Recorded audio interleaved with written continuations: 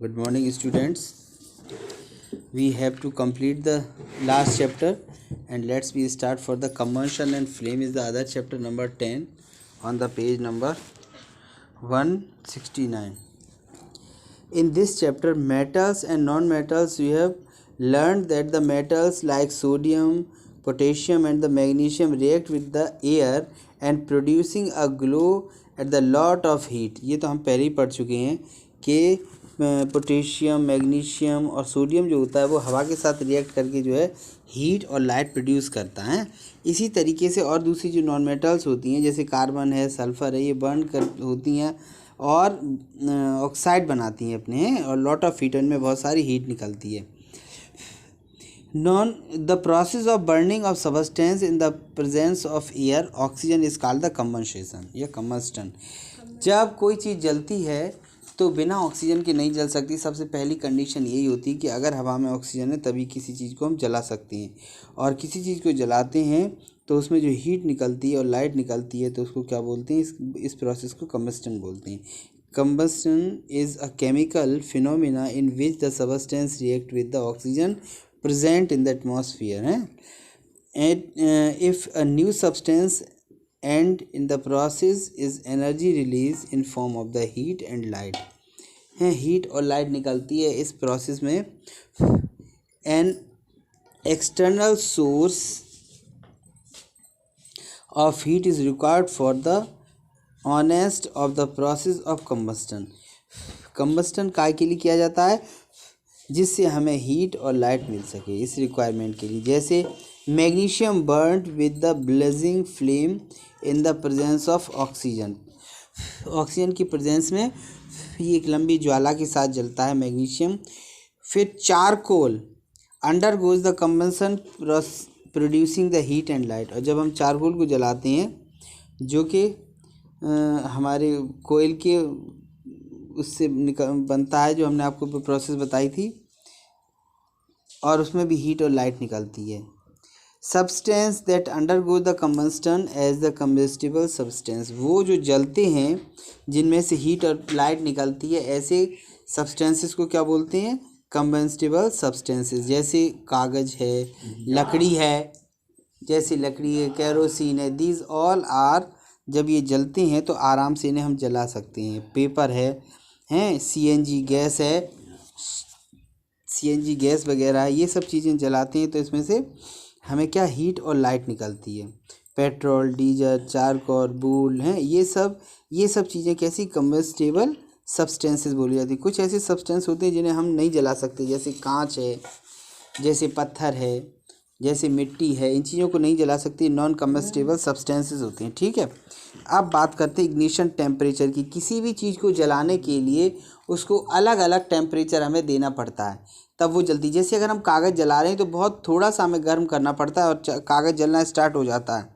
लेकिन अगर हम लकड़ी को जला रहे हैं, लकड़ी पतली है, तो उसे जलाने के लिए हमें थोड़ी देर तक गर्म करना पड़ेगा, तब वो जलना स्टार्ट होती है।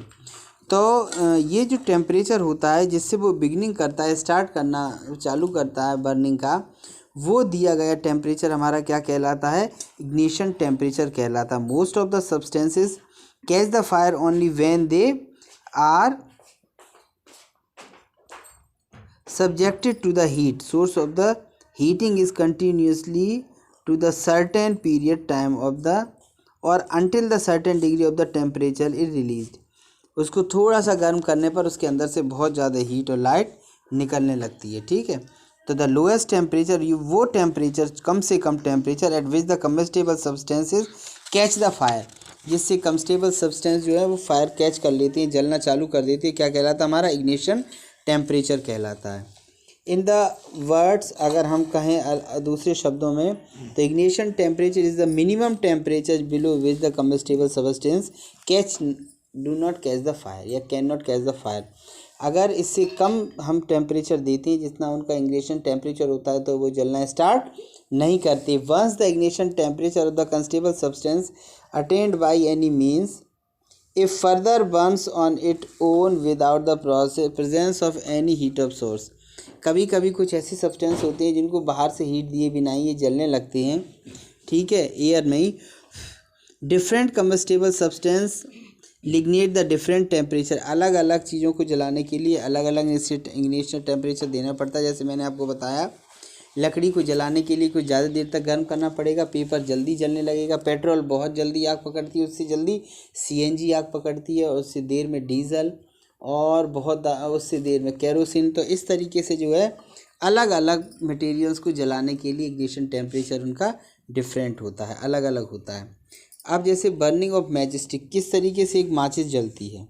माचिस जल्दी, have you over the throw, how does a match stick burned in the help of burning together substance, किस तरीके से एक माचिस दूसरी चीज़ों को जलाने में सहायता करती है और वो खुद भी कैसे जलती है। Beginning of the match stick can be clearly understood in the term of ignition temperature, ये भी इग्निशन टेम्परेचर के ऊपर काम करती है। The head of the match stick is made up of the certain chemical like the potassium chlorate and antimony trisulphate, ये antimony trisulphate या potassium chloride का बना हुआ क्लोरेट का बना हुआ होता है, जो इसका हेड होता है, जो कलर्ड होता है, ये एक तरह का केमिकल होता है। The rubbing of the surfaces of match box, जब हम इसको मैच बॉक्स पर रगड़ते हैं तो उससे हीट प्रोड्यूस होती है बाय द फ्रिक्शन, और वो इग्निशन टेम्परेचर के लिए जितना टेम्परेचर उसको चाहिए वो उतना टेम्परेचर गेन कर लेती है, और it will be start burning. जैसे ही केमिकल जलता है, केमिकल के जलते ही वो इग्निशन टेम्परेचर देता है किसको, जो इसके साथ वुड स्टिक लगी हुई है उसको, और वो वुड स्टिक अपना इग्निशन टेम्परेचर फाइंड करके और it will be started burn, और ये जलना चालू कर देती है। तो सबसे पहला स्टेप क्या होता है, on sticking the rubbing of the surface of match box with the match stick some red phosphorus convert into the white phosphorus, जिससे रेड फॉस्फोरस वाइट फॉस्फोरस में कन्वर्ट हो जाता है। और जब हम इसको रब करते हैं इरेगुलर सरफेस पर हैं या रफ सरफेस पर, वाइट फास्फोरस, दूसरा स्टेप होता है white phosphorus form immediately return the potassium chlorate, और वो हीट जनरेट का प्रोसेस स्टार्ट कर देता है। थर्ड है the heat produce sufficient to gain the antimony trisulphate and start combustion, और कम्बस्टन चालू हो जाता है, जलना चालू हो जाता है। उसी तरीके से उसमें लगी हुई जो स्टिक होती है वो भी जलना स्टार्ट कर देती है। तो ये होता है बर्निंग ऑफ मैच स्टिक, इसकी जो है प्रोसेस ये लिखी हुई है पूरी। अब दूसरी बात जो है हम देखते हैं कि हम जो खाना खाते हैं, एक्चुअली हम लोग जो खाना खाते हैं वो खाना भी एक तरह से क्या होता है, सब्सटेंस होता है in the presence of oxygen which we take by the breathing, हम सांस से लेते हैं जो, और वो जाकर के फूड को बर्न करती है, फूड जलता है जाकर।